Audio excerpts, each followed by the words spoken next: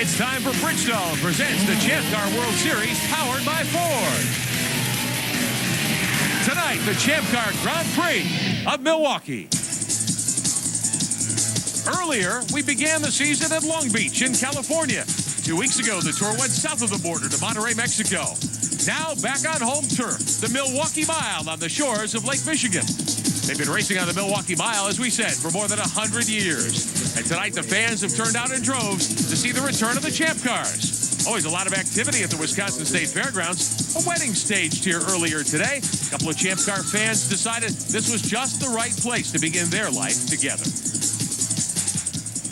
The teams are ready. The cars are lined up. We're about set to put the field in motion tonight for 250 miles here at the Milwaukee 1 Mile racetrack. Gentlemen, start your engines.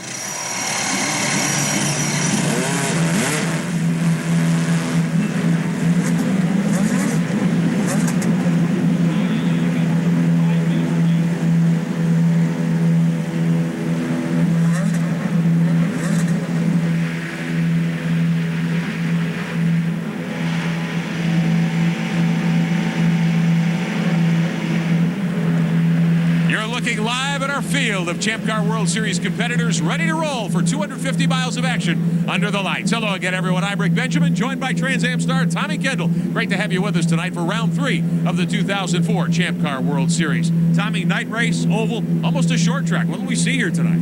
Well, the secret here is you cannot carry the car. You have to let the car do the work. Unlike all the road courses where the driver can make adjustments midstream, you have to get it through your head, which is hard for a road racer, that you've got to let the car do the work. As the track changes, you've got to communicate that to the crew and make changes on your pit stops. Third race of the 16 race season. Let's show you how the season standings shape up. It's been a Newman Haas kind of year so far. It really has. It started in Long Beach. Sebastian Bourdais got good points there, but went to Monterey, Mexico, and was dominant. Has him on top of the points. Paul Tracy, who won the season opener at Long Beach, sits third after an outing in Mexico that wasn't very strong. Carpentier and Dominguez next in line, and rookie Justin Wilson is 6th in points coming in here tonight. Tommy, how about our Bridgestone Tire keys to the race? The keys to the race, staying on top of the handling changes. Like I said, you cannot carry the car. So as the track changes, you're communicating with the crew will determine how well you come out on the end of those things. Pit stops, because of the reinstatement of the fuel windows, virtually all the leaders will be pitting on the same lap. So getting the car into the pit box is the driver's job. And then it's the crew's job to not make any mistakes, get them out trouble-free. Starts and restarts. By far the best chance to make up positions, but because of the low tire temp and pressure, it's also the riskiest. Add to that extra 50 horsepower from push to pass, and you've got a volatile cocktail. And the weather's a question mark tonight. We could see a race shortened here by rain. Now let's take a look at our starting lineup. 18 cars and drivers ready to battle. Our starting grid is powered by Ford.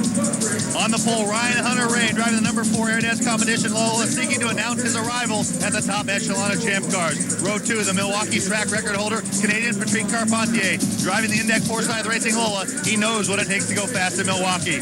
Paul Tracy, who was absolute magic working the outside lane last year, look for more of the same from the reigning champ.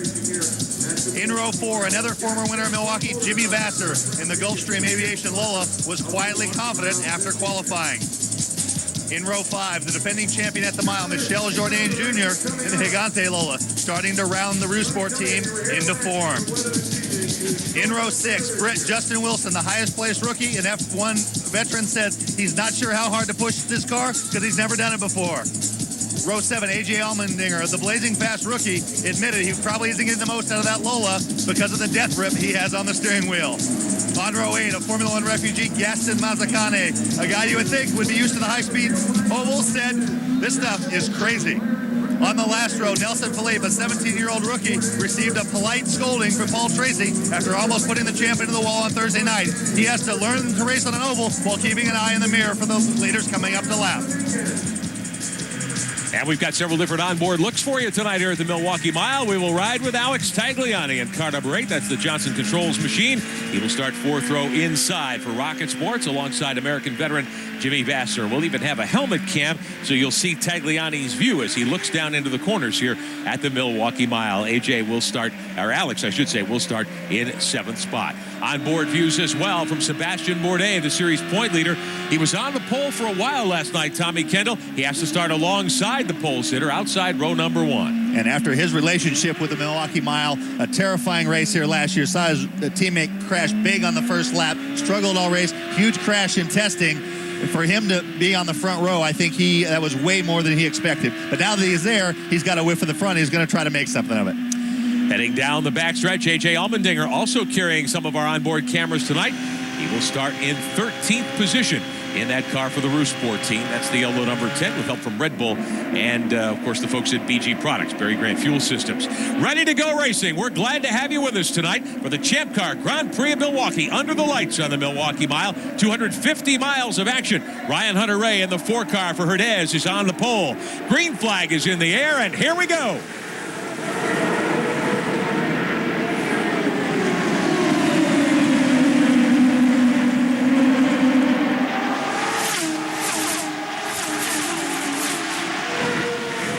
Trouble. One car into the wall. It's one of the MyJack cars. Is that Justin Wilson?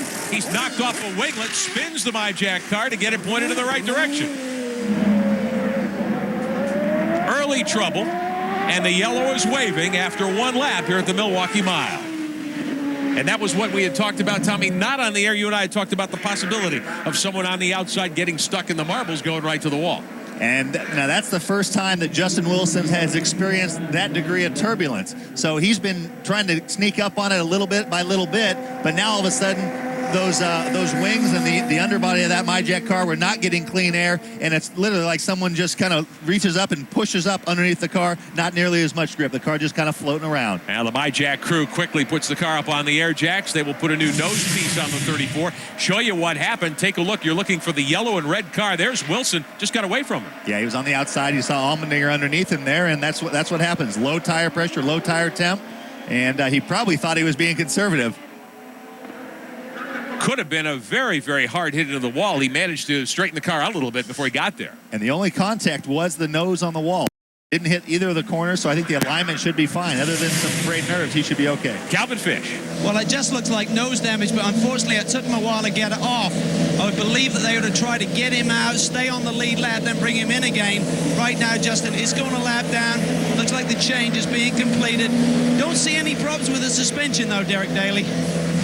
Remember the reason they put him in the Reynard here, because it's uncharted territory. As we just saw, they put him in that car to save the Lola just in case something happens, which it did. So the caution is waving here at Milwaukee. 2 laps are on the board. Caution laps count, of course. And we see Wilson getting the car around the access road. As you leave pit road here, you no longer come right out into the middle of turn 1. You blend in on the back straightaway. The speeds are so high for the Champ cars here now that you couldn't do it any other way these days. Wilson up through the gears. He will tag the back of the field for the restart. Interesting the way this developed, Tommy, I think, as we went through the first couple of corners. Ryan Hunter-Reay jumped out. Paul Tracy gained a spot, but Bourdais lost a bunch. Yeah, you had Carpentier was making a bid, and I think Bourdais was just being careful. The way the point system, I talked to Craig Hampson from his engineer on the McDonald's car, and he says the way the points are now, unfortunately, they're not rewarding aggression. So we told our drivers, we don't care if you win. All we care is do not make a mistake that puts you out of the race. So that's obviously gotten through to Sebastian Bourdais, and he's just making sure.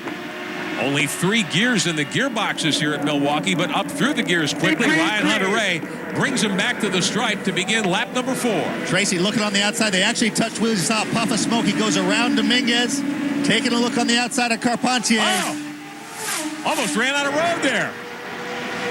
Tracy on the high side, Carpentier down low. Getting a little bit of a squeeze from his teammate. Can't make it stick. He's up in the gray. Carpentier stays in front of Tracy for second. Great battle in 3 and 4 there. And they're doing this when the cars are not optimal. Everything is not up to temperature and pressure, and the tires are part of the suspension, and so the angle of attack that affects those all-important aerodynamics that Derek talked about a little bit is affected by the tire pressures. Scoring, of course, at the top of your screen. The 2 Indeck Forsyth cars running in 2nd and 3rd spots right now behind leader Ryan Hunter-Reay. Carpentier with about a 0.6 of a second lead. There's the defending series champion Tracy. Now we're showing you how much time each driver has left in their 1 minute of push to pass time. Some drivers haven't used it at all yet. And Tracy has used, I think, 11 seconds of his, probably on the initial start and the restart.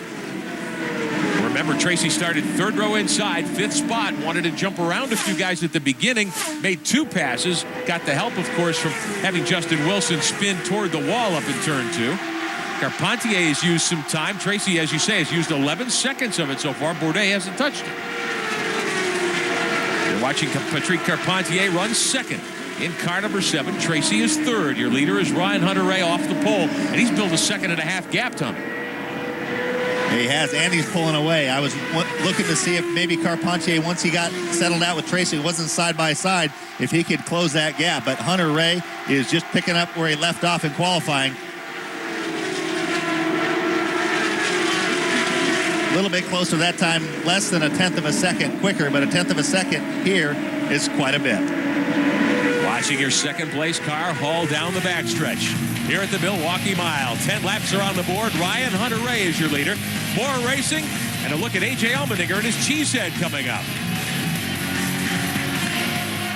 Looked like under the lights 1 year ago as Paul Tracy was on his way to the win. Bronte and A.J. Allmendinger will take you for a tour of the fairgrounds. When we come back, Benjamin, 23 laps are on the board at the Milwaukee Mile tonight. The Champ Car World Series, the Grand Prix of Milwaukee, riding with Sebastian Bourdais, the series points leader, running in 6th position. Tommy, a moment ago, he had some problems. He did big time, and I'd like to add traffic to Bridgestone Keys in the race because I forgot about the speed discrepancy between the front and the back of the field. He was trying to get around Ricardo Sparrofico. Sparrofico came up, chopped across the front of him, lost all of his downforce, almost hit the wall. A bunch of guys went sailing by. He's got Michel Jourdain right with him now. This is a battle for position for 6th. Bourdais trying to hold off Jourdain, last year's winner, right behind him. And they're right behind Rodolfo Levine, who's running 5th. So 5th, 6th, and 7th, nose to tail. Lapping by Nelson Philippe as they head into 3. And those slow cars, once they start getting to pass, that really rattles a rookie like a Philippe or a Sparrofico, because instead of just concentrating on this daunting track, you got to worry about guys behind you. And so even if they were running slower before, when this starts happening, they'll run slower yet. It's hard to get into a rhythm. Those end up being like moving jam cars in a video game. And the experienced guys will be able to use that to their advantage. It never works, always works out in your favor, but you can use them as moving picks. Watching the battle, Levine in the Corona car. That's the blue and yellow machine. Here's Bourdais, the points leader of the McDonald's Deuce. Behind those 2 cars battling, you've got Michel Jourdain and his Gigante number 9. He started in 9th. He's gained 2 spots. He's used a good bit of his push to pass. 22 seconds already gone from Jourdain's bank of 60 seconds. As we ride with Bourdais down into 3 and 4. Now you got to get a shot out of that car. Right in front of Bourdais is the Corona car, Rodolfo Levine, and Champ Car fans are used to him being one of the back markers who's being lapped, and he has been really good all year, and he qualified right next to Paul Tracy on the 3rd row, and he is running in 5th spot right now. Very competitive lap times with the leaders. And when we were in Monterey 2 weeks ago in front of his home fans, he was very impressive. That's Levine whistling by, running in 5th spot. And running right behind Mario Dominguez. Mario Dominguez and Michel Jourdain are the 2 big-name Mexican drivers in the Champ Car Series. Levine, with the adulation that we saw in Monterey, Mexico, that is afforded to the guys that run up front, the Mexicans, Levine is inching his way up there. Getting hooked up with the Forsythe team was very good for his confidence, learning from a guy like Paul Tracy as well. So there's Levine running in 5th spot. 4th belongs to Mario Dominguez in the green car that you see right there. So Dominguez in one of the 2 Herdez machines. It's a good battle for position. 4th, 5th, 6th, and 7th, all close here on the racetrack. Ryan Hunter-Reay, though, building a 4.5-second lead. Alex Tagliani not having a good night so far, Derek Daly. Rick hasn't had a good weekend, has struggled. After Mexico and the crash, they came here with a new tub built from a car Dario Franchitti once used. Well, that was tub number 31. Alex is a bit superstitious. He didn't like that number. They rebuilt the car before qualifying, said it was a little bit better, but we're not sure now because he struggles. The question is, will speed win out over superstition at the end of the night? Calvin? Well, down here at Qualm-Crest Racing, certainly Justin Wilson, one of the early casualties in terms of the spin and the damage. Eric Bechelot, car owner for the 34 machine. Eric, what is your strategy now, and what caught Justin out there on the first lap? Well, I mean, I think we're going to have probably a different strategy, because we lost. So we're going to see what happens with the yellow. Probably when there is a yellow right now, we're going to stop for sure. It depends actually what the leader is going to do, but we're going to do something different than the leaders. Was that the turbulence from the pack of cars, slightly cold tires, or just too much getting a bit excited there in the early going? Well, he said he didn't know what happened. You know, it went so quick. So, and I haven't seen. I need to see the replay, so I don't know what happened. But I think it's fine. The car is okay, you know, and it's just been hauled up in the traffic a little bit. Okay, well, certainly in the early going here at Milwaukee, he complained of a very loose car when he got in traffic. But after qualifying last night, he had a big smile, Rick Benjamin. I'm sure that's changed. Yeah, definitely. I mean, he was loose on the outside of two. That's what got him up to the wall, Tom. Well, and that's what's so spooky about the rookies when they come here. They'll have one car in trouble. Looks like Tagliani off the pace, sorry. Wilson ducking inside him. Tagliani has backpedaled. He started 7th, back to 14th, and he is way off the pace. You can look at his hands. He's really fighting that thing. Well, and whether it's superstition or not, whatever it is, if you don't think the car's fast, it's not going to be. And what on these... Derek Daly, what are you hearing down there from the Rocket Sports team? Phil Howard, the team manager, just told me big time loose. He's getting sideways, can't hang on. I don't think they're going to leave him out there much longer. He can't keep the car at the bottom of the track in the corners at all. And this is classic Milwaukee. For whatever reason, we didn't see it a lot last year with the cool temperature, but this is what happens at Milwaukee. You'll have guys at the front of the field streaking away, and all of a sudden, the cars go mysteriously loose, meaning the back of the car wants to slide, literally wants to spin itself out. A loose car at Milwaukee, there's two eventualities. You're going to crash soon, or you're going to crash later. So they will, even though they aren't in the fuel window, at some point they'll make the decision to get him in and try to make a change to make that car drivable. Watching Tagliani fight that 8 car down into the corner. Rodolfo Levine trying to lap him. Look at Tag. He's way high. I mean, he just can't wrestle that car to the bottom. He knows he's slow. He's trying to stay out of everybody else's way, I think.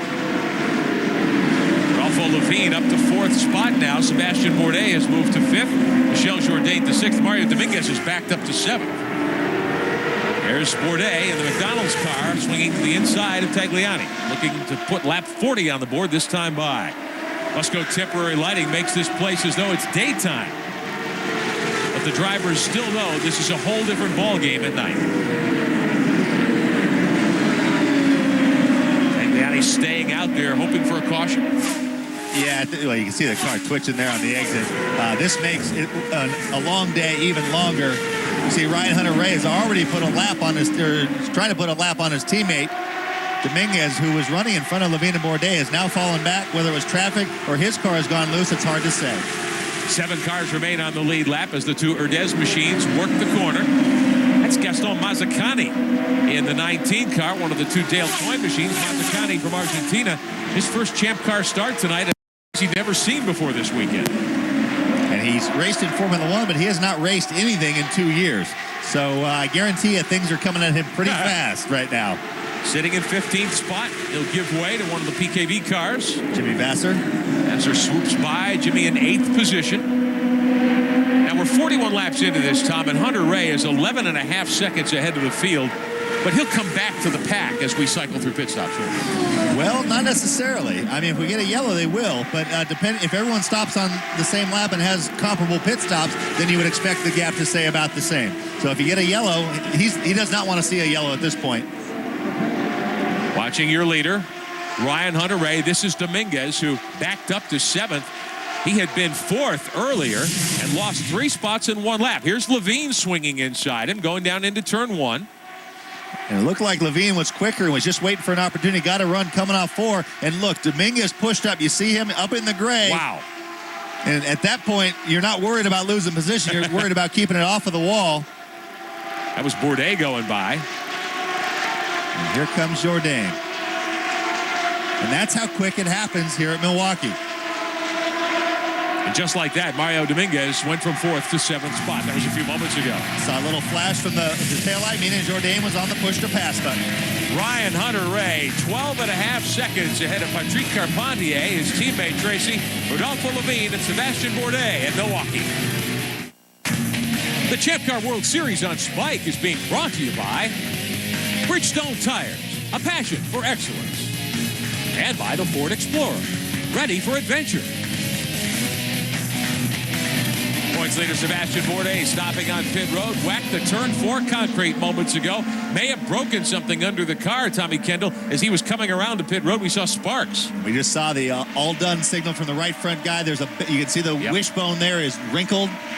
What happened? He got a little bit wide up into the gray and wrinkled those wishbones. So there goes the points lead, just like that. Even though with instructions, you got to be conservative. I'm sure he was being conservative. This is an interesting thing we're going to have to follow. Guys getting even a little bit offline are getting up into the marbles. So it'd be interesting to see if Champ Car maybe decides to sweep the track. Marbles are little bits of rubber that come off the tires, and they act just like they sound. When the car gets on them, it's like you're on marbles. The car skates. No matter how much you do to the throttle, the car just goes the direction it's heading. Take a look at it. This is a fairly distant look at Bourdais, way up high, but you can see him scuff the wall there, and it's a part of the tub dragging on the racetrack after he clipped the fence. That's the front suspension? That's the skid plate. Yeah. Oh, that's the suspension dragging. He's actually snapped the back half of the lower wishbone.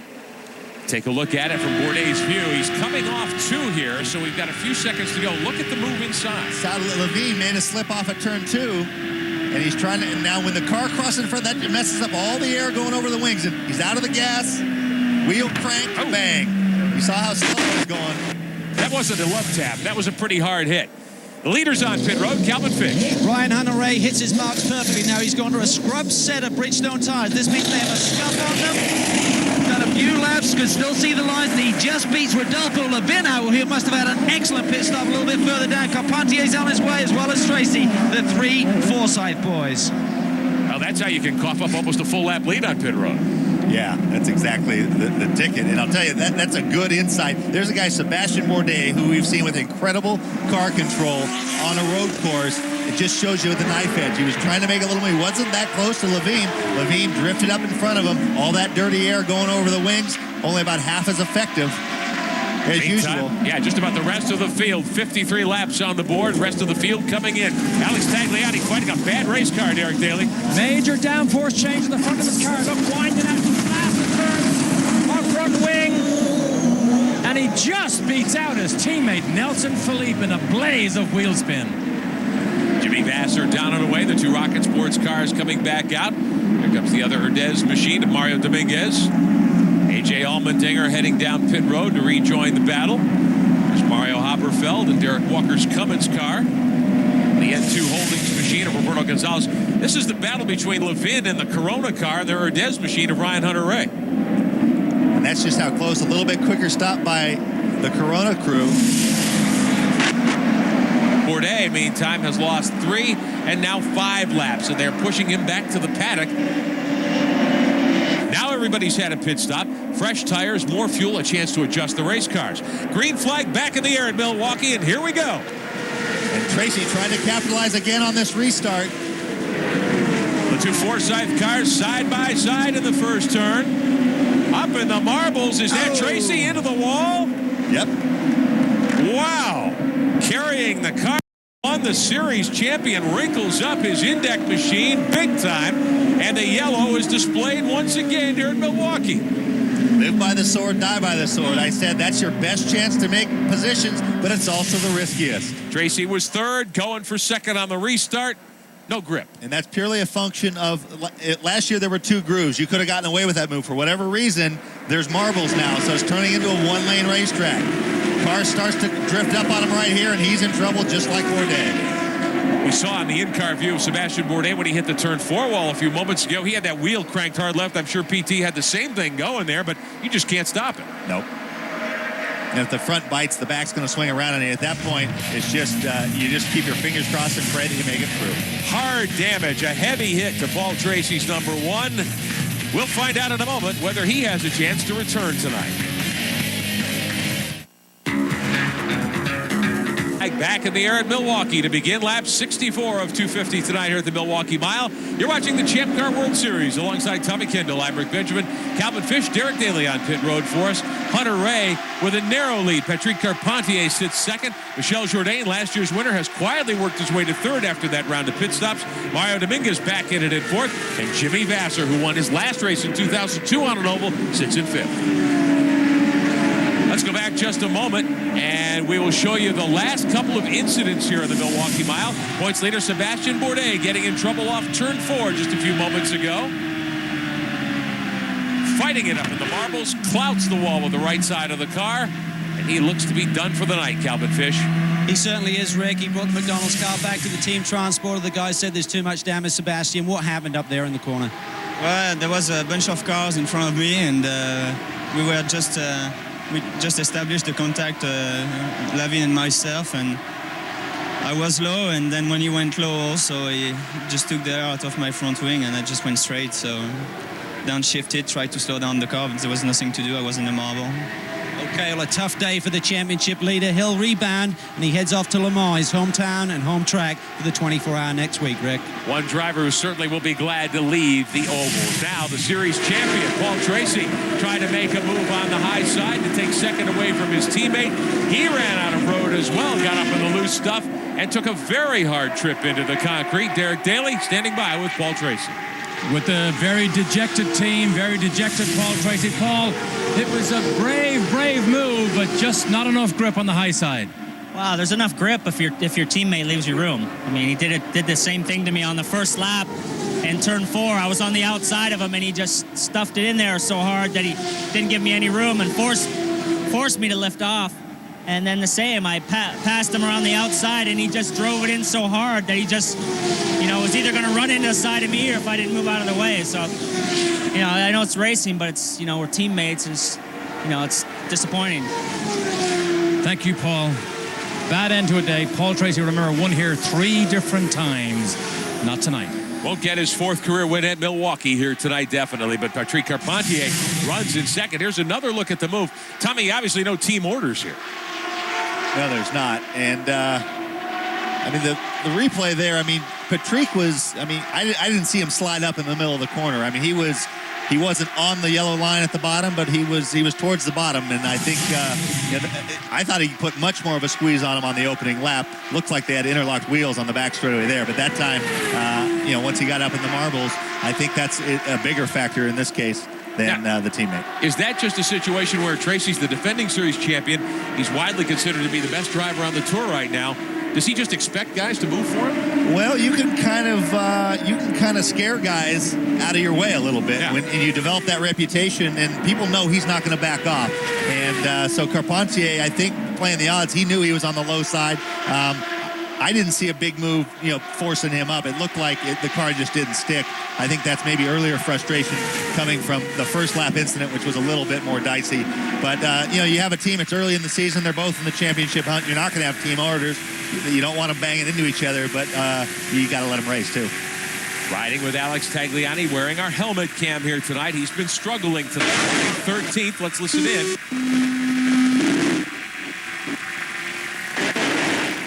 Car does seem to be handling a little bit better. Our Ford telemetry, 6th gear here at the Milwaukee Mile.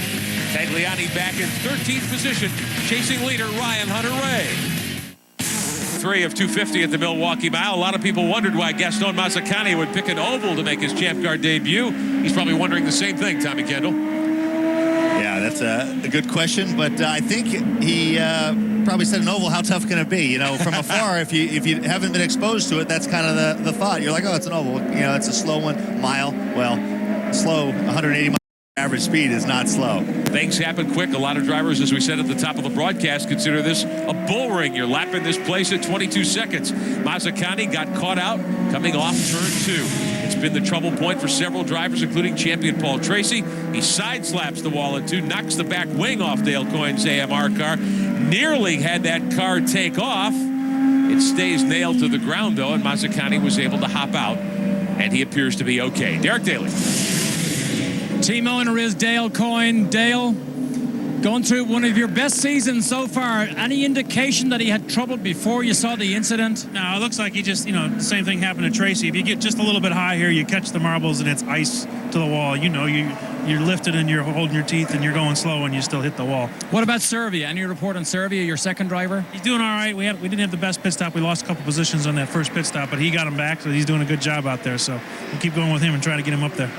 Good. Dale Coyne Racing qualified both cars in the top 10 for the first time in Mexico just a couple of weeks ago. Serbia on the podium here a year ago, Tom, and he's up to 8th right now. An interesting thing is he's been banking his push-to-pass stuff, so I think with all this frantic racing early, if he has a bunch in the bank and everybody else has it spent on the restarts late in the race, he might be able to make something happen.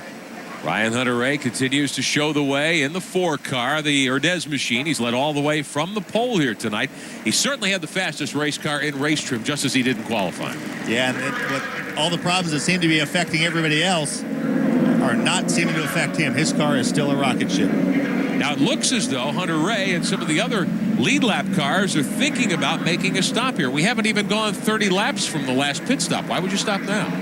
Well, I'd have to do the math. It'd be 24 plus 59 would be where, so they are in the window, I think, to go to the end with just 2 more stops. Yeah, TK, that opened at lap 73. On 2 more stops, they can do it the rest of the way. So they're in their window. We expect the leaders to pit. As the safety crew, the Champ Car safety crew, goes to work, very dedicated pros on the backstretch, cleaning up the mess from Dale Coyne's number 19, Gaston Mazzacani. More from pit road, Derek Daly. With Carl Russo. Carl, a young team, but you have 2 cars in the top 6. You got to be a proud man. Well, there's a long race left to go, Derek, but I think Michelle's showing you why he was a championship contender last year, and AJ's got a car that he's happy with, so they're coming to the front. AJ is a potential star of the future. Do you see the road as bright as everybody else seems to see it? I'd never tell him that, but no, I think we have 2 great drivers. Obviously, we took on Michelle with very, very late notice in Long Beach. The team has done an outstanding job putting 2 cars underneath these guys, which is going to take some time, but we're going to work our way to the front. They're both very talented guys. Thank you, Carl. Roossport running P3 and P6 right now. A.J. Allmendinger has moved up from 13th to 6th. So far, though, no one's had anything for Ryan Hunter-Reay. 86 laps are complete at the Milwaukee Mile. Green flag is back in the air on lap number 99.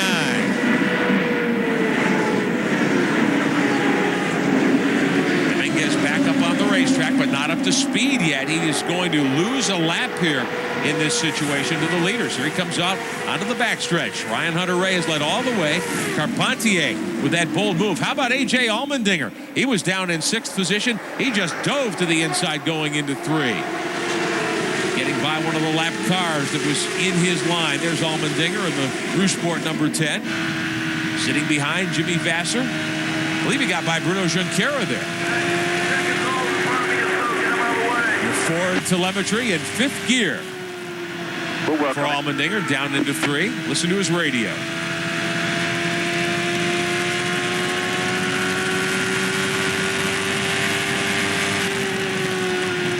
Down into the first corner.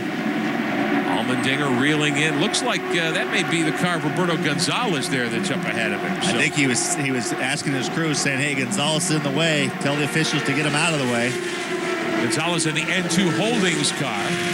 Most everyone has been to pit road in that long caution period. We're closing in on halfway, just 22 laps short of halfway. I want you to listen to the beautiful sounds of Champ Car racing in the Milwaukee Mile. We call this one Full Throttle.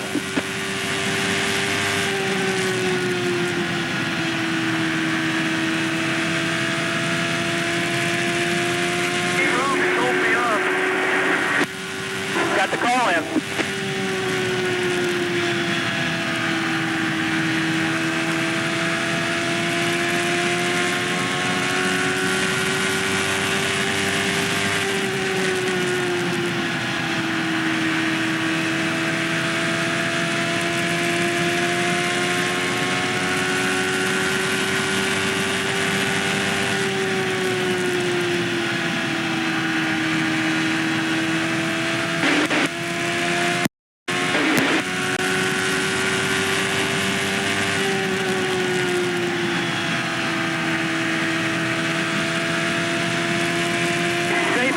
So you get up on him, he'll let you by, but you got to get up on him.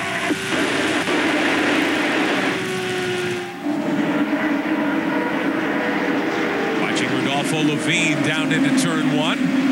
Levine was up in the top 4 earlier tonight. He's fallen back to 7th after a drive-through penalty, but he's turned in a great run so far here tonight.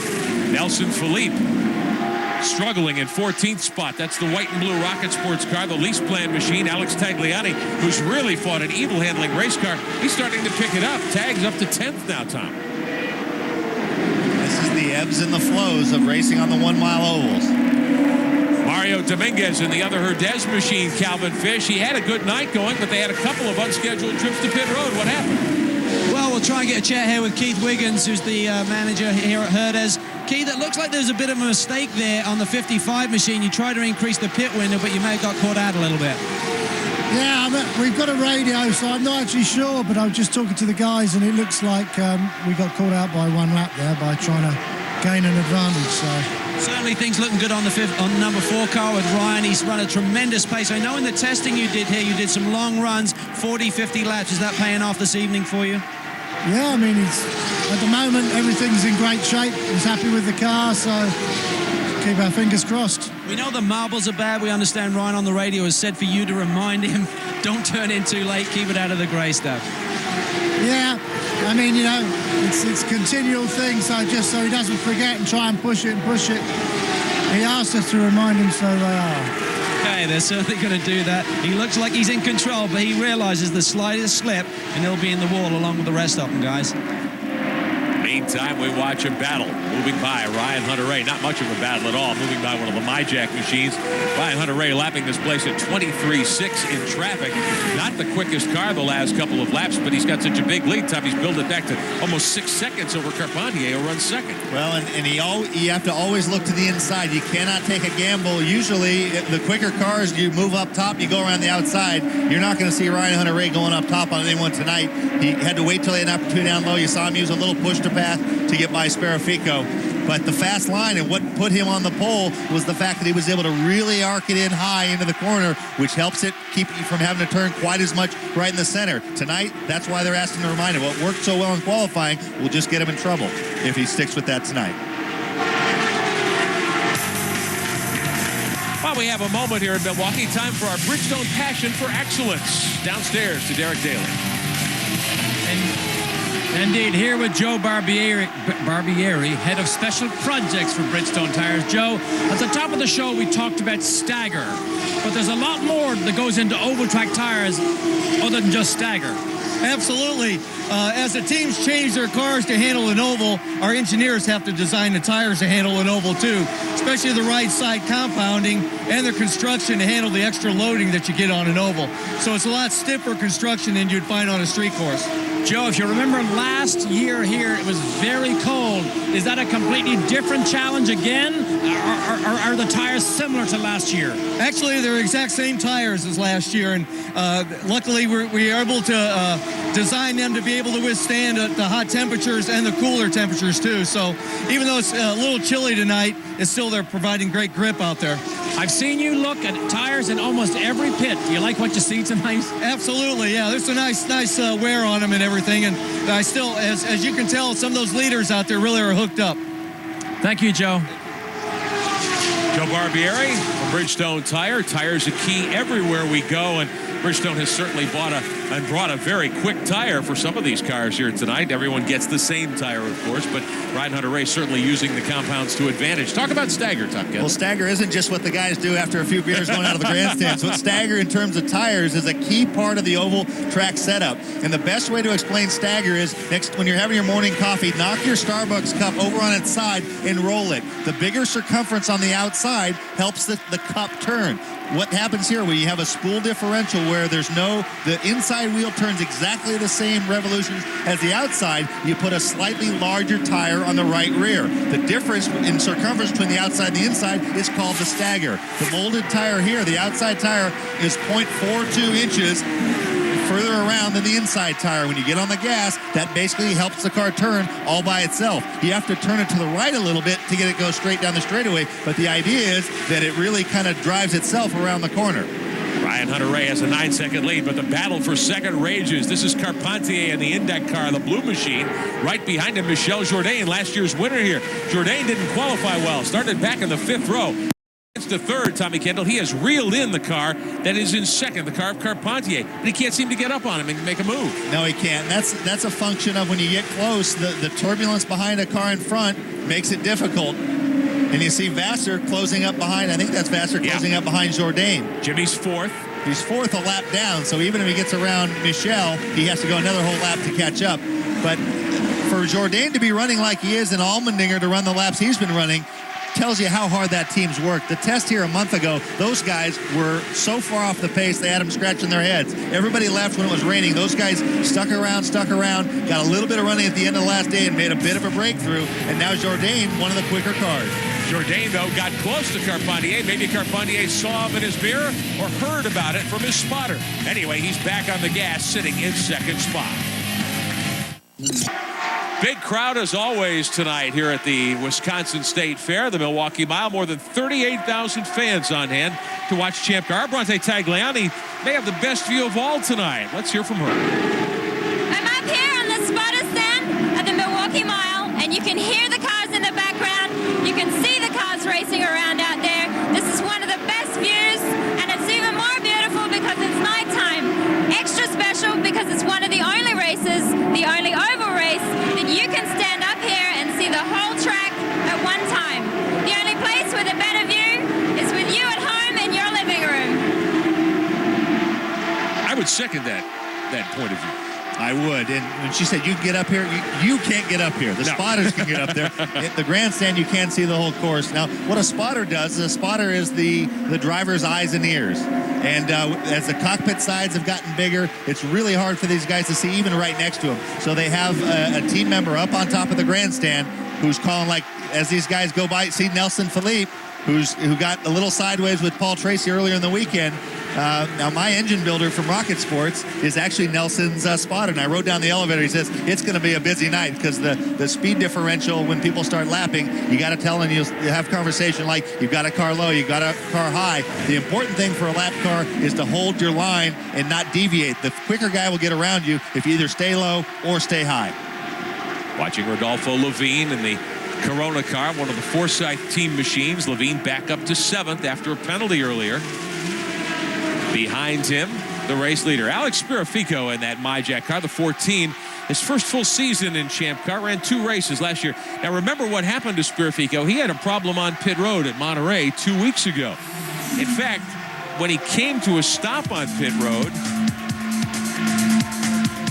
well, he hit a couple of his crew members.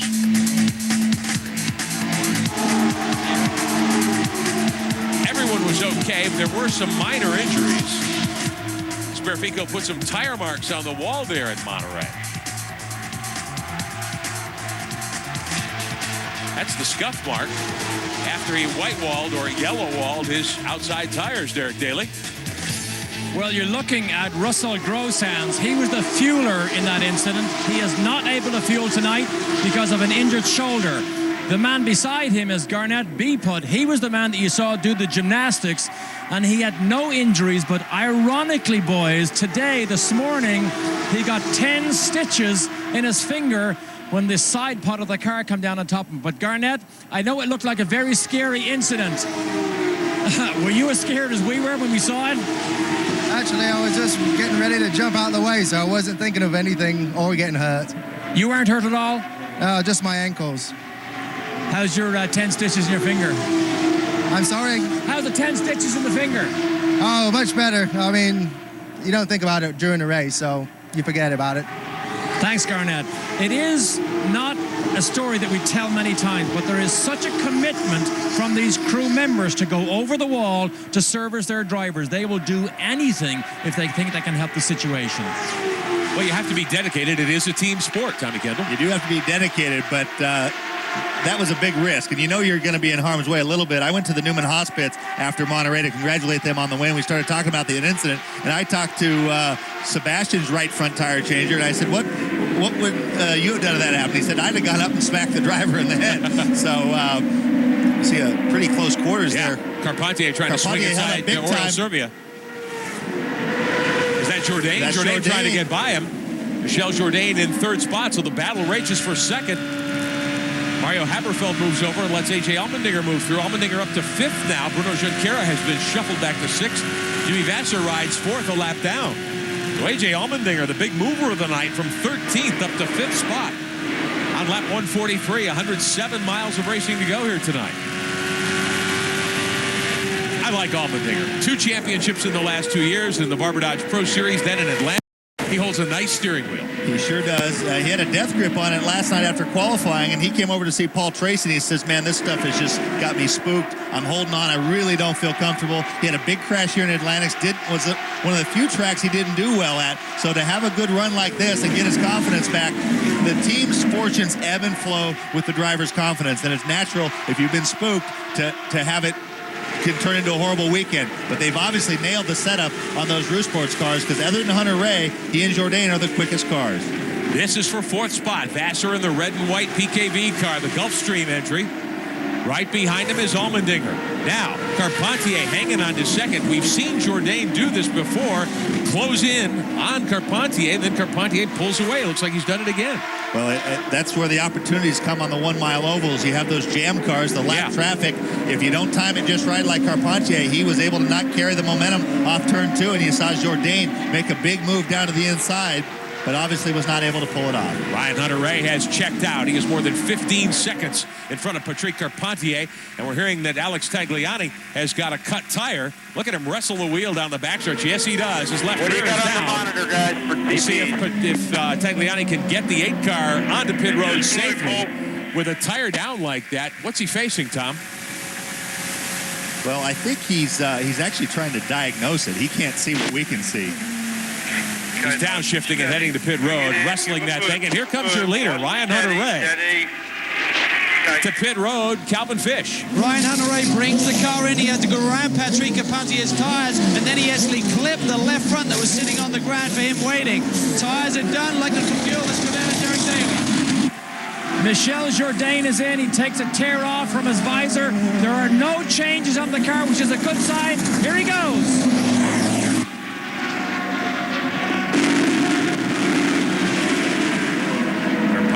Down and away. And there is Jourdain, your 3rd place car. Carpentier hangs on to 2nd spot. Now, Tommy, as they use the access road to get to the backstretch, the speed limit is still in effect here. Yeah, it is. I do not get that at all. I mean, I'm guessing they thought there might be a yellow, so they ducked down. But now this doesn't make any sense either, because if someone were to stay out, you lose almost 2 laps on making a pit stop. So all those guys a lap down, if they stayed out, they would get themselves back on the lead lap. If you get a yellow before you have to pit, you're golden. Justin Wilson has been to pit road. There we see Levine on pit road. Mario Haberfeld has stopped. Jeff Carter wearing our helmet cap tonight, one of the crew members on Derek Walker's team. He's the lead mechanic. Calvin Fish. Well, I think they pitted, TK, because their 59-lap window was up, so they needed to come in, and otherwise they'd had a penalty there, so that was the reason we saw the leaders on pit lane. So Haberfeld getting back up to speed. Mario Haberfeld running in 10th position. Paul Tracy has climbed to the top of his team's transporter to watch the action here at the Milwaukee Mile. Your leader is Ryan Hunter-Reay. Riding with A.J. Allmendinger. There he is, the rookie contender, running 5th. Hunter-Reay has led all the way up to lap 159 here tonight. Patrick Carpentier runs 2nd. Michel Jourdain in 3rd. Jimmy Vassar and Allmendinger. And Tommy, we hear about spotters quite often, but on an oval track, they're extremely important. They're pretty much your eyes and ears. It's really hard to see much out of the mirrors on a champ car. So you rely a lot more on the spotter telling you when traffic is approaching you from behind, which way they're going, and then once they're clear. Let's call your attention here, top left of your screen, the push to pass graph. You can see that Allmendinger has used 40 seconds of the 60 he's allotted, and he's used it to advantage. He's gained those 8 spots. That's what it's for. He's going to have to he's got to consider using some by here if he can get closer to Alex Tagliani, because he's starting to get pressure from behind from Bruno Junqueira. Jimmy Vassar directly in front of Allmendinger, but it's about a 4-second gap right now. One more time, let's crank it up and listen to full throttle champ car action.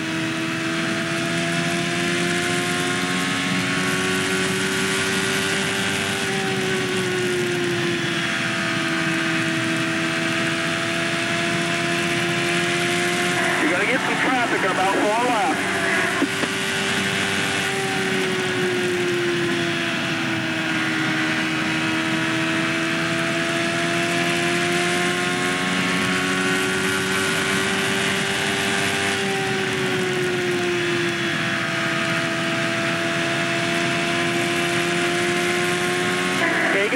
Rico, about a quarter mile up here, and he'll stack it up for you.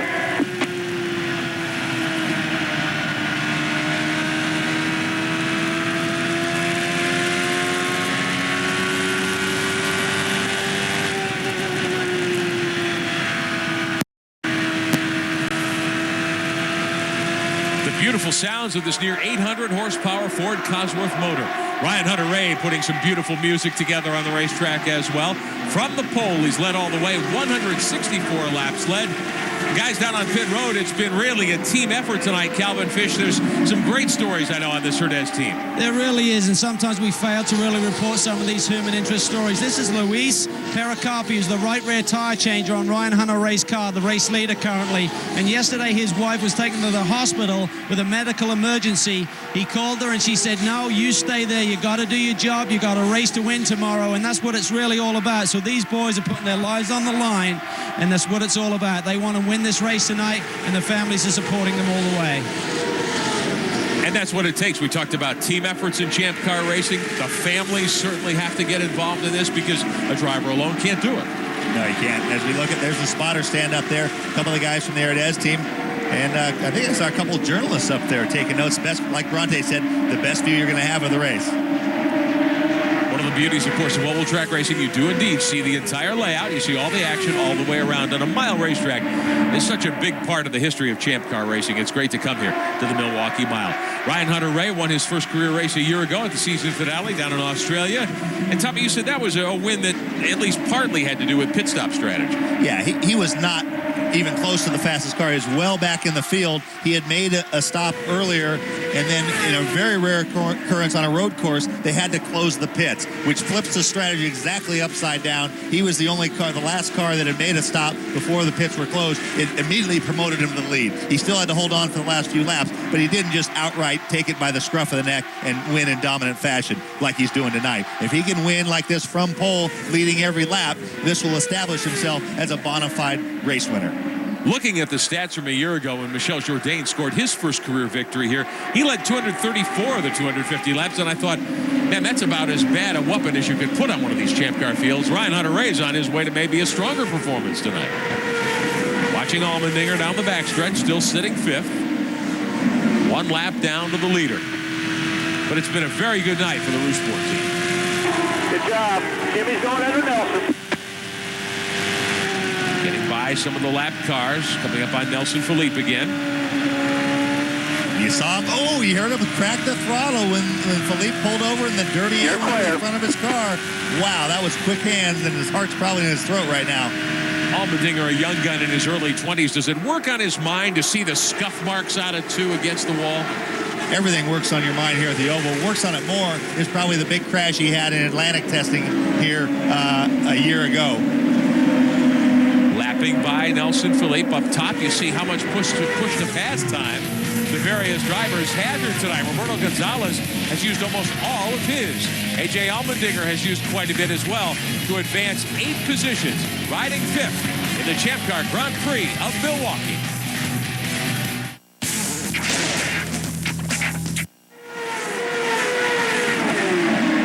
Back at the Milwaukee Mile alongside Tommy Kendall, Ibrick Benjamin. 75 miles to go tonight. Ryan Hunter-Reay dominant here from the pole. He's led every lap.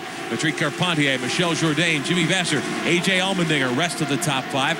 Carpentier's had a good night. Jourdain has come from a long way back.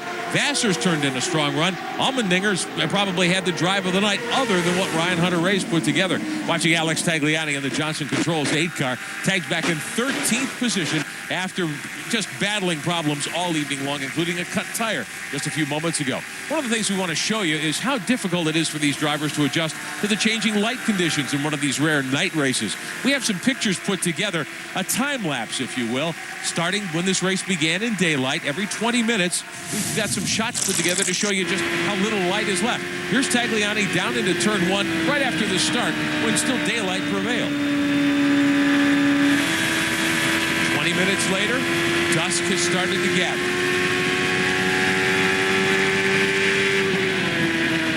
Another 20 minutes, pitch dark. And there's actually a switch on the steering wheel to adjust the brightness of the LEDs, because what works in the daylight would be really distracting and cause some eye strain at night. So there's a toggle switch right next to his right thumb that is dash brightness. Now we're using the visor cam in his helmet here, and we see the reflection on the visor. Team owner Paul Gentilozzi watching with the headset on from on high tonight. Does that reflection get in your visor and cause you problems? It shouldn't affect you because it's perpendicular to your eyes. If you get pits in the visor, which we do, the drivers run little clear tear-offs. Yeah. But if you get pits, those pits become like little diffractors, and they'll starburst the light. And if you don't have enough tear-offs, you can start getting, and that would be a real issue. You might have seen in other series, some drivers use a smoked lens on their helmet at night, but Tag doing that. Derek Daly.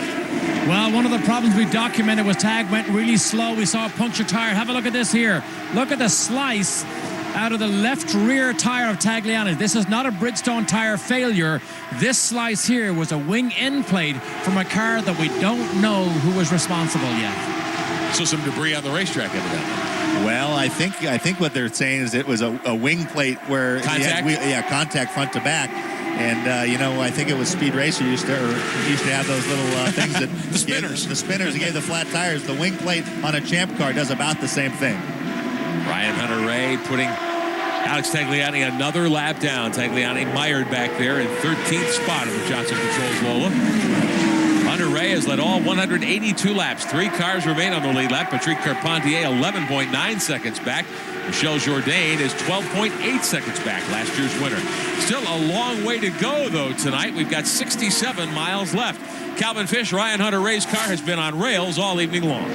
I was just going to talk to his father, Nick Hunter-Reay, and he doesn't want to talk. This family is really nervous. Lydia will not come down to the pit lane at all. We want to have a chat with Nick there, and he says, no, I'm too nervous. I can't talk. So the pressure's on the family. The pressure's on the boy. They followed him all the way through Atlantics, and now in Champ Car, they're looking for that his second victory. Obviously scored the big win down in Australia last year. And the blonde girl you saw in the background there is Ryan's girlfriend, Becky Gordon, and she has been around racing her whole life. Robbie Gordon's younger sister. Ryan Hunter-Reay in the Urdez car has been the dominant player here tonight. One driver we really haven't spoken about since the early laps. I've been impressed with the ride, Bruno Junqueira. There's Becky Gordon watching from behind the pit box here at the Milwaukee Mile. A little chilly tonight. Some folks going with the jackets. Certainly called for as the temperatures head into the 50s here. Late spring. A lot of parts of the country, it's summertime already, early in June, although the official start of summer is still a couple of weeks away. But here in Milwaukee, it's still springtime. It's been pretty cool all weekend long. Wanted to talk for a moment about Bruno Junqueira. We'll try to show him to you in a little bit. Junqueira sitting in 6th. He's been sitting there for quite some time, but Junqueira didn't qualify well either. Started 10th tonight. There he is in the Pacific Care car for the Newman Haas team. Sebastian Bourdais was the points leader when we dropped the green tonight. Started on the outside pole. He was caught up in that series of wall banging incidents we had early on over in turn 2.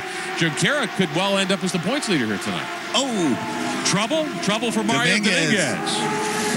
Off the pace down the front straightaway. Now you do shift a little bit here. Usually in traffic, on a clear lap by yourself, you would, but the drivers run either 2 or 3 different top gears. We're hearing debris perhaps, and we might see a caution. We do. The yellow flag waves with 63 miles to go tonight. Caution on the speedway. Debris down the front stretch, and apparently Dominguez got into something. Safety trucks turning their lights on. They'll be heading up onto the racetrack, and it does appear that Dominguez, that's the call we're hearing on the radio anyway, got into some debris. Here he is moving to the outside of Tagliani's car in the corner and got sideways coming off turn 4. Just saved it. That's why he was off the gas on the front stretch. As they say in road racing, that was a moment. So Dominguez is okay, didn't hit anything. But the debris flag is out, as is the yellow. Your leader continues to be Ryan Hunter-Reay. You're watching race leader Ryan Hunter-Reay heading back to the racetrack. Calvin Fish. Well, a good clean stop there for Ryan Hunter-Reay. Everything looks smooth. The only thing I think that went wrong, the guy who squirts the water on after the refueling equipment comes out, squirted Ryan right on the helmet. So we're talking about the debris on the helmet. He's going to be wiping that thing off as he gets back under green. But everything looks good. Team are very confident. No changes on this car all evening. They certainly had a great handling on the setup tonight. It's amazing when you think about it, Tom Kendall. We have said several times tonight about the changing conditions, daylight to dark, cooler temperatures, marbles on the racetrack. They haven't had to make an adjustment. They haven't, no. And that just underscores what an incredible job that Ryan is doing himself as we see all the cars a lap down heading for pit road. Justin Wilson's car. J.J. Allmendinger up on the jacks, Derek Daly. What a great run for A.J. Allmendinger. Very much in a learning mode. Left rear did not get on properly. We spoke at the top of the show about the American resurgence. Well, with Ryan Hunter-Reay and A.J. Allmendinger's performance tonight, it's in full swing. Watching Mario Haberfeld be serviced by Derek Walker's team, the 5 car, down and away. Jeff Jenkins with our helmet cam tonight. 58 laps to go, so they're inside the pit window. And Haberfeld, who has been running back in 11th spot. Allmendinger continues in 5th. He's our featured driver this week on our Champ Car TV broadcast. He had an opportunity to act as sort of a tour guide here earlier this week at the Wisconsin State Fairgrounds with our Bronte Tagliani. You know, I wish I had a tour guide. Oh, look, AJ. Hey, I'm AJ Allmendinger. I'll be your tour guide today. I was wondering if you'd like some sausage or some Wisconsin cheese. Well, I have it all here. I guess the summer sausage because it supposedly makes you go faster. How about the world famous cream puffs? You know, to be honest, I've never had a cream puff. So we have burgers and soda and beer and brats. What's a brat? I have no clue what a brat is. I'm just a guy wearing a cheesehead. This huge slide here is the colors of my favorite NFL football team, the Green Bay Packers. And all I'd love to know is if Brett Favre would come out and one day drive the 2-seater with the Champ car and, you know, have me be his personal driver because I absolutely love Brett Favre. So, Brett, if you're watching, please come out and drive the 2-seater either at Milwaukee or Road America. It'd be great to have you. Now, one problem is, though, where's Bronte?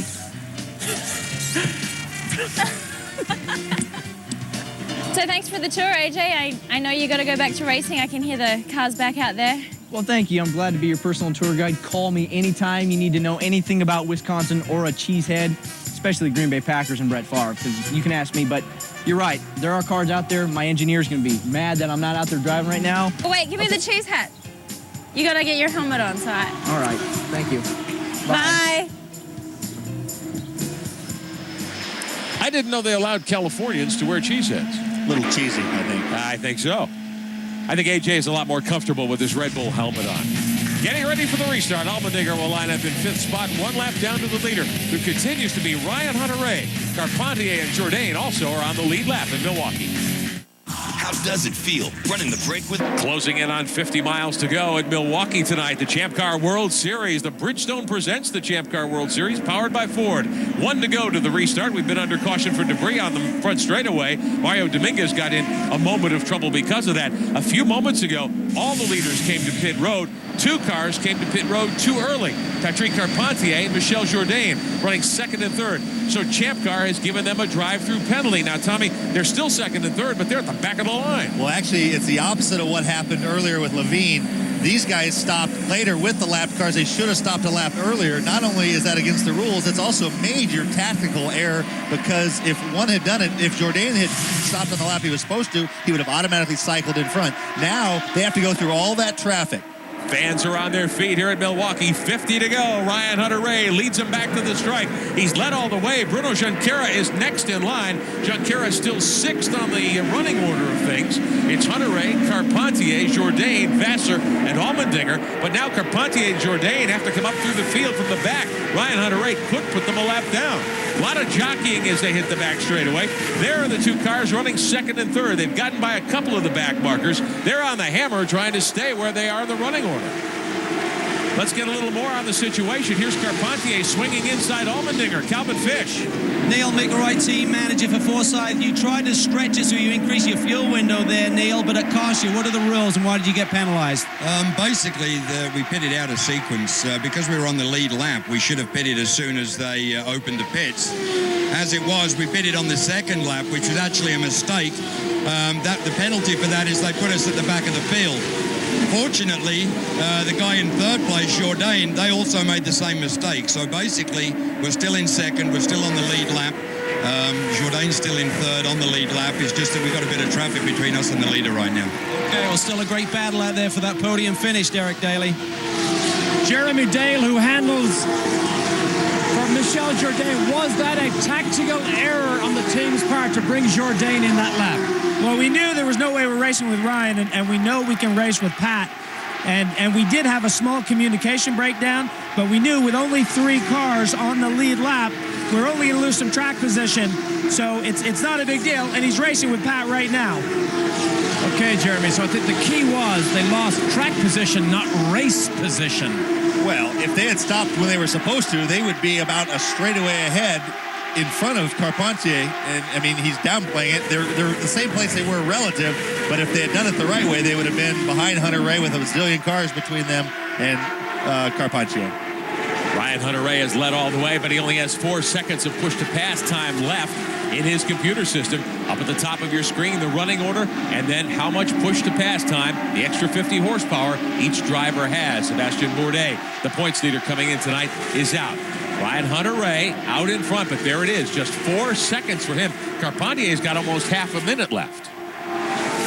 And that might be just enough. It looks like he has the speed to hold off Jourdain, but if they get bottled up in traffic, those extra push-to-pass seconds could come in very handy.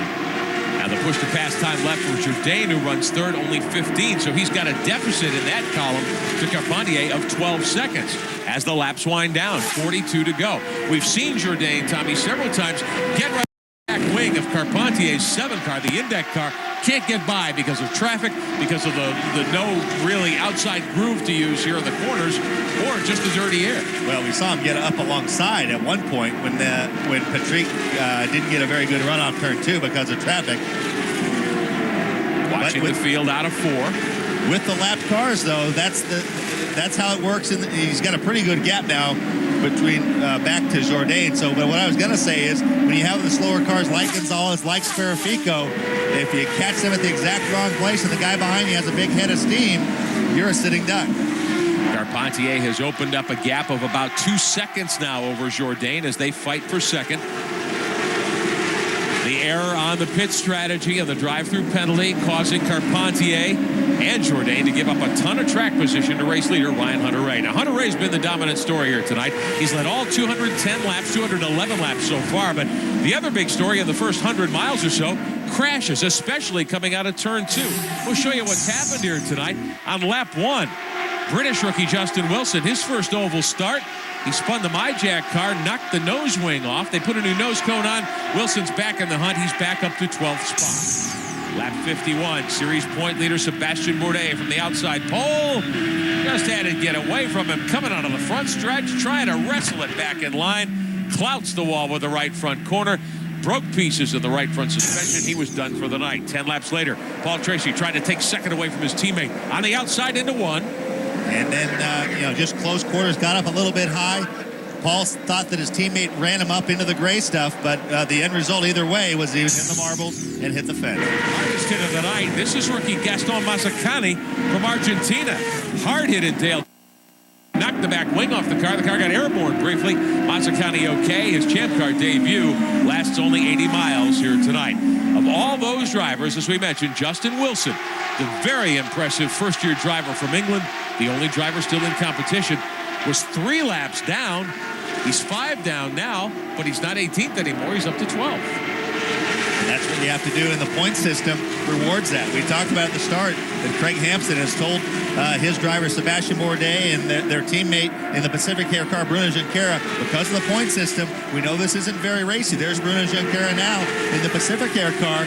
If he's going to come out with the lead, if he can just finish this race, we can get just a few points, he will move in front of Sebastian Bourdais. But again, the orders they gave to the team at the start of the year, they said it's not very racy.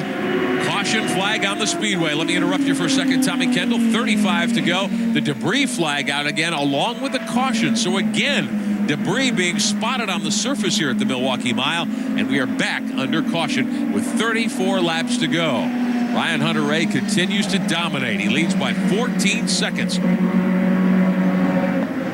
Champ Car Racing lost one of its revered members of the motorsports family just a few days ago. Calvin Fish has that story. Yes, indeed. Earlier I was talking to Neil Mickelwright, of course, who's now with First Forsyth Racing. He was, in fact, team manager back in the mid-'80s when Doug Shearson Racing had so much success. I also drove for Doug in the American Racing Series, and he's a true gentleman and a very shrewd businessman. And unfortunately, we lost Doug just a few days ago as he succumbed to the cancer disease. But to his family, Fern, his wife, Molly, Rebecca and Sarah, his daughters, certainly we've lost a great friend, but they lost a great dad and husband.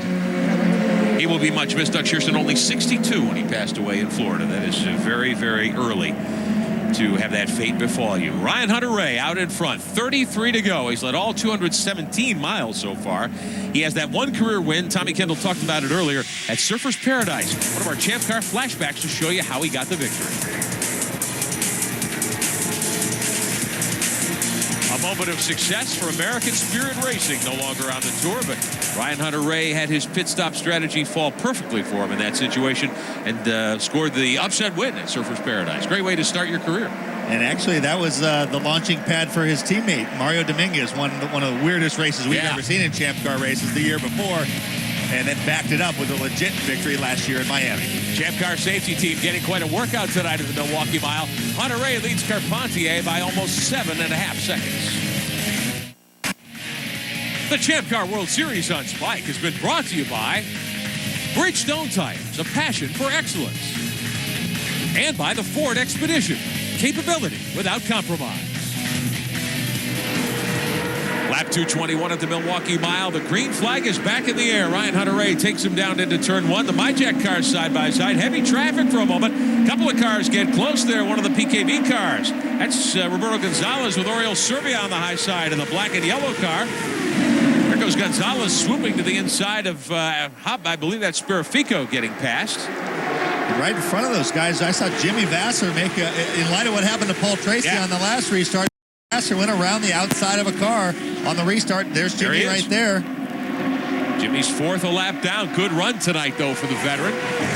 Here comes Carpentier. Running in second spot, 4.9 seconds behind the race leader. Less than 30 to go. Tommy, there was some discussion after the last round of pit stops that perhaps Ryan Hunter-Reay might run into problems fuel-wise, that stopping with 59 to go might not get him home, but you don't think that's the case? Well, that's what Jeremy Dale from Roosport was saying. He said he's right on the limit, but I was wondering if they were insinuating that it's hard to go a full 59-lap stint. I don't think it is. I think they were. I think they thought that Hunter-Reay had stopped maybe a lap too early. In hindsight, it turns out they were the ones that made the mistake. But I don't suspect that there's any concern in the Ardez pit on going 59 laps. Michel Jourdain shown momentarily there, running third. Here's Allmendinger, continues to sit fifth. Let's ride with AJ down the backstretch. All the caution laps we've had since then certainly should eliminate any concern about fuel economy. Yes, and the way the fuel windows are set is to make it so that if you have a full tank of fuel, you can always run comfortably more. The whole point being to get away from fuel consumption or conservation. Saw AJ's light flick in there with the push to pass button, trying to get by Wilson. But the idea was to make it so that there was no reason to save fuel to try to stretch your fuel window. They said you can't go longer than this, so don't save fuel. Pour full fuel to it all the time. Run flat out. We want to see these Champ cars at full chat and have the quickest guy win. 24 miles to go. A.J. Allmendinger with only 6 seconds of push-to-pass time left. But how about this? Jimmy Vasser's used up all of his 60 seconds, so Allmendinger chasing Vasser might have an opportunity. Downstairs quickly, Derek Daly. Well, boys, this is a light-hearted moment. This is the pit marshal here, Keith Mullenhopt, who lives in West Allis here. He's stood by his post here all day. Now, Keith, what is the age limit for you to allow somebody into this pit lane? To be on pit lane, they must be 18 years of age, have credentials issued by the track or by the sanctioning body. So if there was somebody 17 years of age in the pit lane, what would you do? If they were 17 years of age, they would not be allowed on this side of the fence. What if I told you there was a 17-year-old out on the racetrack doing 200 miles an hour right now? What would you do? I know there's one out there. I give the kid a lot of credit. But you're not going to go get him? Nope. He doesn't have a credential. Oh, he's got credentials good enough for me. If CART wants to issue him credentials, that's fine for me. Good point. Good job all weekend. Thanks, Keith. That's the only guy in a red jacket all weekend I've met who is willing to compromise on the rules. We've been thrown out of everywhere. You can't ride scooters outside.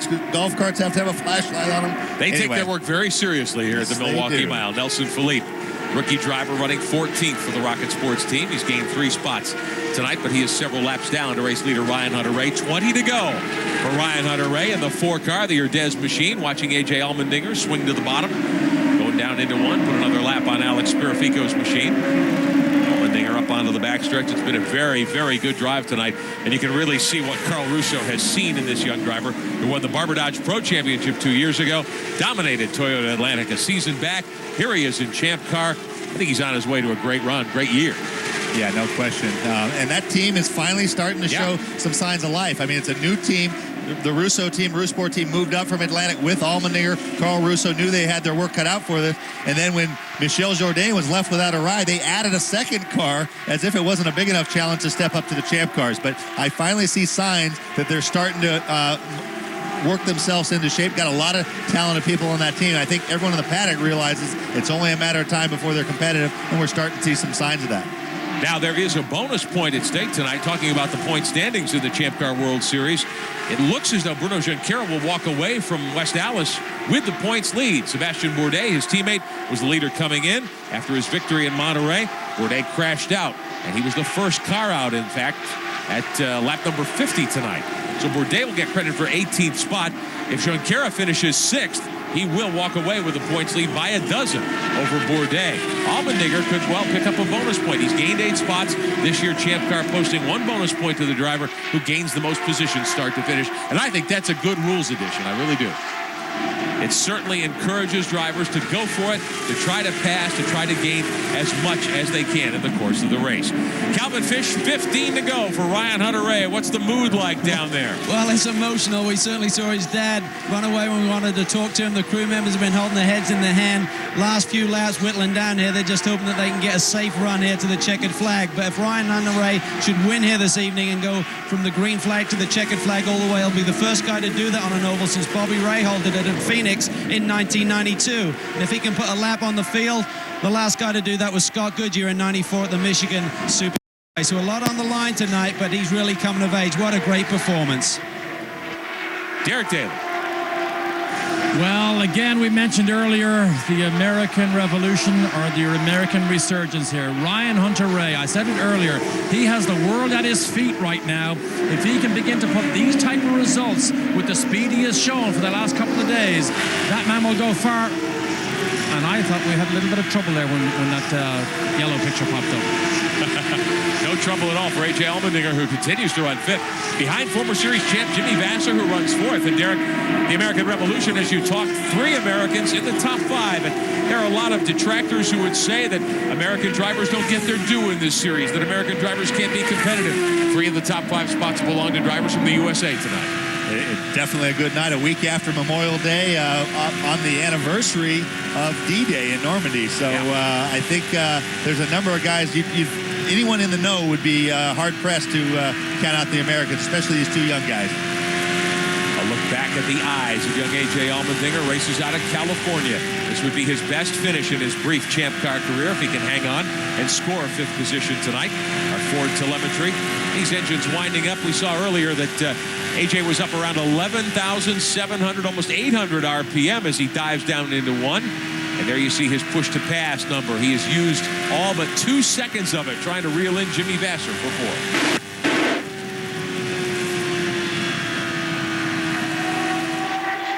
On the gas out of turn 4. 10 to go for the lead group of cars. Ryan Hunter-Reay puts lap 240 on the board here at Milwaukee. Based on my calculation, one silver lining to Carpentier missing his pit on that lap. I believe he has actually led a lap. He should have led that lap, would pick up a point, which would have him, I believe, based on my calculations, tied with Junqueira for the points lead. We will check as we get ready to put the wrap on this one tonight here at the Champ Car World Series Grand Prix of Milwaukee. There is Jourdain, last year's winner here. He rides 3rd. He's about 4.5 seconds behind Carpentier, who runs in 2nd spot. So we'll have to check with Champ Car scoring and see if Carpentier did in fact get credit for leading a lap. I don't know, with that penalty, do they allow him to be scored as the leader? I've been watching scoring all night. I have not seen anything other than the 4 cars shown in the top spot. Or scoring is done in a computerized fashion. There's electronic transponders on all the cars. There's a strip buried at the start-finish line that the cars pass over, and that's how the records are kept in Champ Car. As we watch Jourdain, 7 to go this time by.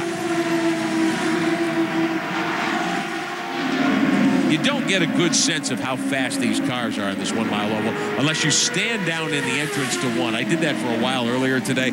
It's unbelievable. And this corner speed right at the center of 1 and 2 and right at the center of 3 and 4 is just mind-boggling. The fact there's so little banking here. To compare a 1 mile oval, the pole, I believe, at Dover on a 1 mile high bank track for a Winston Cup car was 161 miles an hour. Here on a dead flat 1 mile oval, Ryan Hunter-Reay qualified 181 miles an hour. 4 Gs, lateral acceleration, just absolutely an awesome machine. A really good example or a good place for a Champ Car to show exactly what they're capable of. I remember back at Monterey a couple of weeks ago, Tommy, there was a brief discussion, and you keyed it, about just are these drivers really athletes? And I agreed with you completely. I mean, there's no question. These are great athletes at the wheel of these race cars. Well, you know what 4 Gs mean? 4 Gs, 4 times the force of gravity. And what that means is that, a human head maybe weighs something like 18, 20 pounds. What it feels like to the driver's neck at 4 Gs would be 80 pounds. So twice a lap, they're in that corner. They've got headrests built up to help support the head. But if you weigh 180 pounds, the force against the side of the seat would be about 720 pounds. That is a lot to tote around at these speeds. Late pit stop for Roberto Gonzalez. 2 to go next time by for Ryan Hunter-Reay, who has led virtually all the way tonight since the drop of the green. Qualified first, got a great jump on the initial green flag, had a couple of car lengths. Troubles for Gonzalez. Fire in the hole, boys. Dumping water on that turbo. Derek Daly. And they were well prepared because the Champ Car officials, as well as the team, had water. They had buckets of water and spray water. They knew he was on fire. And I don't see what it is, but it's something under the right side bodywork. Smoke showing from the rear panel, and the caution is waving with 2 laps to go. White flag being shown, and Rodolfo Levine has whacked the wall in the Forsyth Corona beer car. Levine, who was up in the top 5, he was shown 7th with a couple of laps left. Good run tonight for the young Mexican driver. Ends against the wall in turn 4. Wow, wild finish. So this one may well end under caution. The white flag being shown the field. And it looks as though Ryan Hunter-Reay will complete a flag-to-flag run tonight at the Milwaukee Mile. They will not be able to remove the 3 car, Levine's machine, in time to finish under the checkered flag. And we will see the checkers next time by for Ryan Hunter-Reay. A surprise again, everyone had been nice and clean for a good long time. And I suspect if we get a replay of that, you'll see here comes Ryan Hunter-Reay. Fans are standing here at the Milwaukee Mile. Ryan Hunter-Reay waving to the crowd tonight. He dominates in the Urdez number 4, his 2nd career victory. Qualifies fastest, leads all the way tonight at the Milwaukee Mile. Ryan Hunter-Reay is your winner. Patrick Carpentier gets credit for 2nd. Michel Jourdain, last year's champion here, runs 3rd. Vassar and Allmendinger, the rest of the top 5. 3 Americans in the top 5 tonight at Milwaukee. A very happy young driver. Ryan Hunter-Reay races out of Boca Raton, Florida. Keith Wiggins and the Urdez team congratulating one another on pit road. Great night for that team. Mario Dominguez as the fireworks go off here in Milwaukee. Dominguez had a good run, battled back from some adversity, and ends up getting credit for 8th spot tonight. So Dominguez able to salvage a top 10, even though he had a couple of unscheduled stops on pit road. Ryan Hunter-Reay flips the visor, waves to the fans, coasting down pit road. He will head to victory lane here at the Milwaukee Mile. We'll talk to the winner and bring you more of the stories of the Champ Car World Series. Ingrid is her name. Fireworks going off to celebrate the 2nd career victory, first on an oval track for the young gun from Florida. Ryan Hunter-Reay dominates a flag-to-flag win. He's in victory lane with Calvin Fish. Ryan, what a superb performance. The team call you the gringo. You got to come back for him now, I'm sure. Oh, it's great, man. What a day. Jeez. It was such a battle. I mean, with the traffic and you couldn't relax for 1 second. Unbelievable. The guys did a great job, though. Owe it all to them. At looked flawless, though. You took off at the start. You had total control. You had like a 15-second lead at one point, and then both Carpentier and Jourdain had a little bit of a slip-up in their pit stop strategy. Any concerns whatsoever other than just dealing with the traffic? Yeah, just traffic. I mean, geez, there was some squirrely cars out there. I mean, it was tough for sure. You know, I just had to keep it all together and stay sharp the entire time. That's what we did. We had great pit stops. The guys did an excellent job. Will Phillips, my engineer, put a great setup on the car. I appreciate it all. Ryan, superb job. Let's go down to Derek Daly. Well, Patrick Carpentier is our lap record holder here from a couple of years ago. I don't care what car you had. I don't think anybody would have cut Ryan Hunter-Reay, but you had a great run. Yeah, I tried really hard, and for a while I was behind it, but man, I was trying, and I was getting a little bit too loose, and the whole car was just sliding, and he was just going and going. I said, man, there's no way I'm going to catch this guy. So settled for second, and at the end I just stayed there and tried to save second place. Early in the race, we saw yourself and teammate Paul Tracy go in side by side. Paul was on the outside. He crashed. How did you see that incident from your cockpit? Yeah, I think it's a sad thing. I went really sideways at the exit there, and the car went sideways, and I just kind of stayed in the middle of the track. Went in there, and I think I went deeper than Paul thought I would go, and he tried to go faster on the outside, and he went way too fast. We didn't touch. He just, tried to make it, and then he couldn't make it, so that's too bad, but that's racing. Thank you, Patrick. Great race. Well, to Patrick Carpentier, that's racing, but I'm not sure if his teammate Paul Tracy sees it quite the same. Take a look at the top 9. Hunter-Reay, Carpentier, and Jourdain. Any surprises there for you, Tom?